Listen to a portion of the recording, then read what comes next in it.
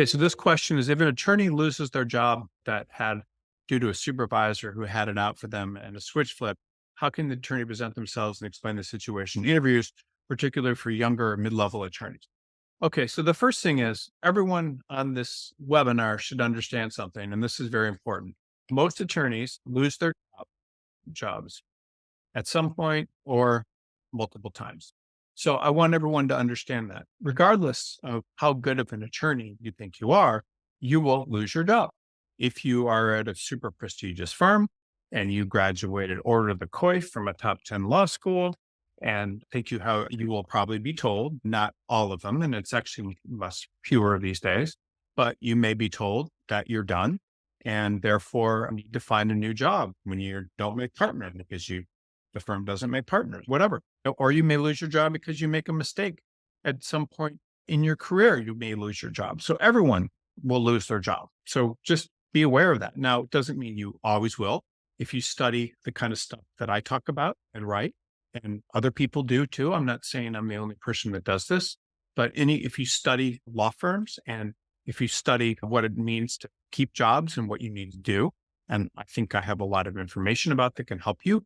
But if you study that sort of information, you will become more successful. Just as if you study finance and you learn everything you can about how to, I don't know, trade copper or something, you'll become better than people that don't. So everything is about learning how to make good decisions and doing that in the right way. There's an interesting book, by the way, called Nudge by some University of Chicago and I don't know, some other people, but anyway, it doesn't matter, but that you make decisions based on the information you have. When you're buying stocks, some people have much better information than you have, and they're going to do better than people that you get the idea. Or someone that knows everything that's played tennis for 20 years will know a lot more than someone who's new and have an advantage. So this kind of information will help. But let me just get back to the point. Most attorneys lose their jobs at multiple points in time. So one of the things that's very important, and this is something that this point alone could change the course of your career and what you do and how you succeed. When you are interviewing with firms, you are basically, oh my God.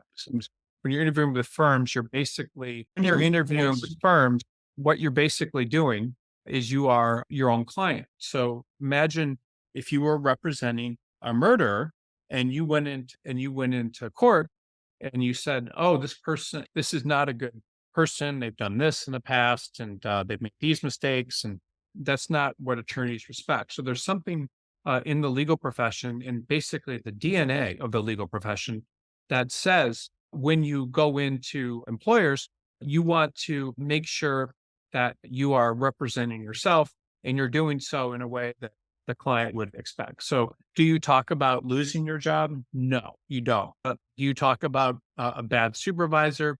No, you don't. So what do? You have to basically come across as a person. You say they didn't have enough work. The firm was having problems or something that related to my practice area, that whatever it is, you have to bring it up.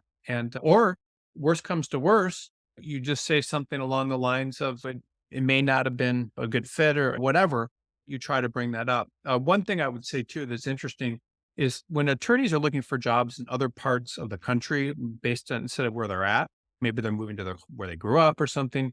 Law firms like that and tend to give more interviews and make more hires for a lot of reasons, but one is because they don't have that kind of suspicion in the background. So what I just recommend is if this stuff happens to you, just keep applying to firms. Most of the time, if someone needs you, they're not going to ask a lot of questions. If you're trying to get a job at a peer firm, it's going to be harder than if you're trying to get a job at a lower ranked firm in terms of prestige levels, but you just need to be very careful in what you say. You don't want to explain the situation. You basically want to give the impression that the work wasn't there, that they didn't have work for junior associates or mid-levels, and there's a lot of explanations you can give for not having a job there anymore, but they need to be accurate. But that's about it. Or maybe you don't want to practice a certain type of law and you want to do something new. I don't know, but you have to be very careful about that question. And I hope that's a good answer. But the idea is you have to think on your feet as any attorney would do and represent yourself effectively.